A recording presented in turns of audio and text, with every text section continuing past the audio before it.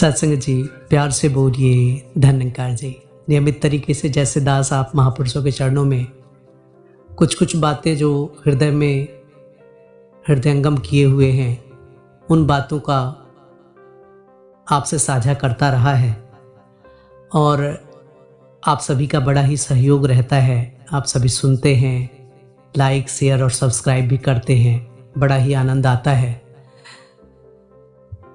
ये भी प्रार्थना करेगा कोई ऐसा विषय भी हो जिससे दास टच ना कर पा रहा हो, उन विषयों को भी आप कमेंट्स में लिख दिया करें, ताकि उन विषयों पे भी कुछ शुभ भाव जो आपके चरणों से रहकर सीखा है आप महापुरुषों तक पहुंचा पाए।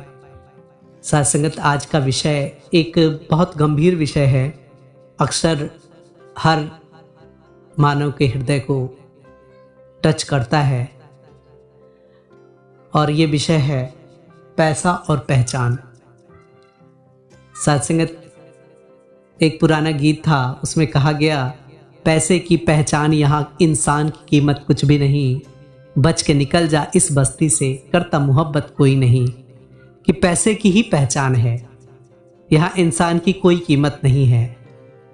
और साथ संगत, दुनिया में यही चीज देखने को मिलता भी है कि जिसके पास पैसा है उससे ही लोग पूछते हैं कि तू कैसा है, और जिसके पास पैसा नहीं उसे कहते हैं तू तो जैसा तैसा है। साथ संगत, शब्द कड़े हैं, कठोर हैं, लेकिन जीवन की वास्तविकता से जुड़े हुए हैं। आज सतगुरु के असीम अनुकंपा से हम सभी संत निरंकारी मिशन के साथ जुड़े और बहुत कुछ यहाँ पे प्राप्त हुआ। भक्ति का तरीका, जीवन जीने का सलीका यहाँ पे सीखने को मिला। और साथ संगत, दुनिया की कड़वाहट भरी जिंदगी से कहीं राहत भरी जिंदगी आज सतगुरु की कृपा से हम सभी को प्राप्त हो रही है। लेकिन विचार करने वाला बात यह है कि हमें रोती दुनिया से अगर सतगुरु ने हंसते दुनिया में लाके बसाया है, तो हम खुद हंसे, औरों को भी हंसने का मौका दें। क्योंकि कहते हैं, हे मनुष्य, खुद हंसो और सुख पाओ, अपने सुख को विस्तृत कर लो, जग को सुखी बनाओ। जब तक अपने आप को खुशहाल नहीं करते, औरों को खुशहाल नहीं करते, तब तक साथ संगत दुनिया का स्वरूप जो चाहते हैं सतगुरु, वो कायम नहीं हो सकता।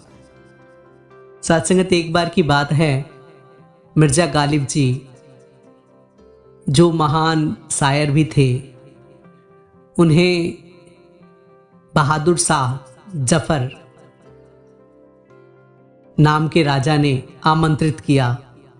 राजा ने वैसे बहुत सारे गुणवान लोगों को आमंत्रित किया था और सभी गए। मिर्जा गालिब जी भी जा रहे थे अपने उसी फटे पुराने कपड़े में। लोगों ने कहा कि आप एक काम करो, कुछ अच्छे कपड़े पहन लो, आप राजा के पास जा रहे हो।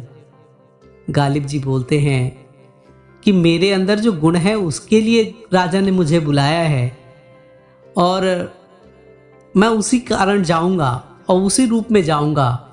अगर राजा ने सुनना होगा तो सुनेंगे, नहीं तो नहीं सुनेंगे। साथ संगत, मिर्जा गालिब जी जाते भी हैं और उन्हें द्वार से ही ये कह के भगा दिया जाता है, किसका इनविटेशन कार्ड लेके आ जाते हो भिखारी कहीं के, आप क्यों आ गए यहाँ पे, और ये जिसका खो गया है उसे पहुंचा दो वापस, वो परेशान हो रहे होंगे। साथ संगत, फिर गालिब जाते हैं, अपने उन्हीं मित्रों से मिलते हैं। वो मित्र पहले से ही इनके लिए अचकन और नाना प्रकार के परिधान रखे रहते हैं और वो फिर इन्हें पहनाते हैं कि आप ये पहन लो, ये पहन लो, ये पहन लो। सब कुछ पहना के खुशी खुशी सारे मित्र इन्हें फिर से विदा करते हैं। वही गार्ड्स, वही द्वारपाल आते हैं और कहते हैं कि अरे आपका तो ये कोई और भिखारी लेके आ गया था और हमने उसे भगाया भी यहां से। तो साथ संगत, फिर वो जाके अंदर प्रवेश करते हैं, सेवा सत्कार देख के आश्चर्य में पड़ जाते हैं। ये मन ही मन सोच रहे हैं कि मुझे या मेरे ज्ञान विद्वता या मेरे शायरी पे शायद मुझे नहीं बुलाया गया। इन्होंने मेरे कपड़े के कारण मुझे प्रवेश दिया है। तो फिर जाते हैं और वहां पे जो भोज हो रहा था, वहां पे वो बैठ के खाना खाने की तैयारी में सारे थे और वहां पे वो भी बैठ जाते हैं और बैठते ही अपने कपड़े में एक एक पकवान उठाते हैं और जेब में रखते जाते हैं, बोलते हैं तू खा ले, तू खा ले, और ऊपर की जेब में भी रखते हैं, बोलते हैं तू खा ले। साथ संगत आसपास के लोग भी देख रहे थे, वो सोचने लगे क्या पता किसी परंपरा का पालन कर रहे हैं। साथ संगत जब रहा नहीं गया, लोगों ने पूछा गालिब जी ये क्या कर रहे हैं। गालिब जी कहते हैं ये मेरी औकात नहीं थी, ये तो मुझे मेरे दोस्तों ने पहनाया और इस कपड़े की इज्जत यहाँ पे हो रही है। मैं तो शायरी से जाना जाता था, लेकिन आज अगर मैंने अच्छे कपड़े नहीं पहने थे तो मुझे प्रवेश तक ना मिला। साथ संगत कहते हैं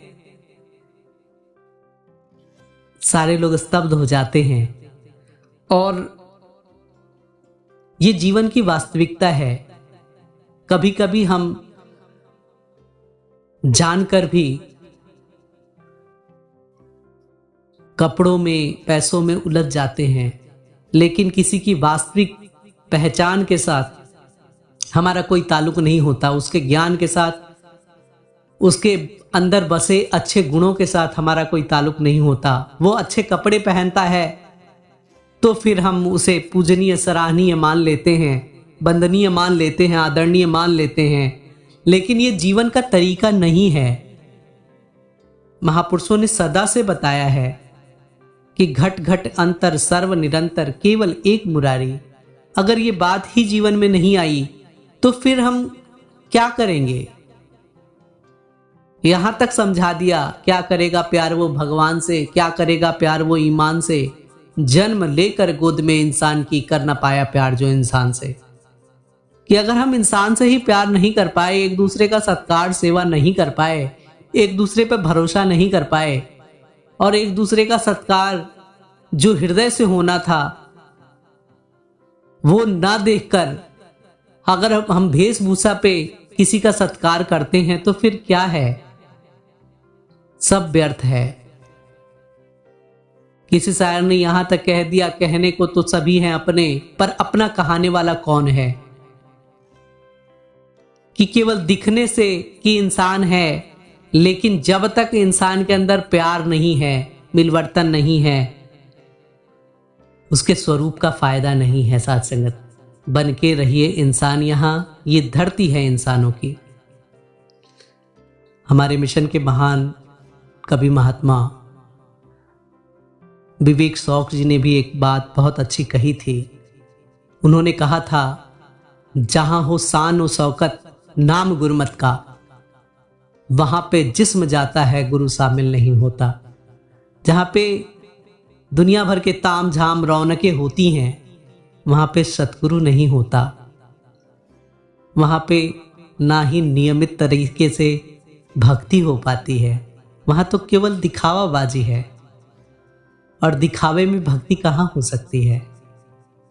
आइए हम सभी ये अरदास करें, सतगुरु आप बड़े ही कृपालु हो, दयालु हो, बख्शनहार हो, दया निधान हो। आप जैसा चाहते हो वैसा हम सभी के जीवन में गुण बस जाए, वैसे ही आचरण हम सभी के जीवन में बसे, वैसे ही कर्म हम सभी करते चले जाएं। इस सुभाव के साथ ही दास आपसे इजाजत चाहेगा। प्यार से बोलिए धन्यकार जी।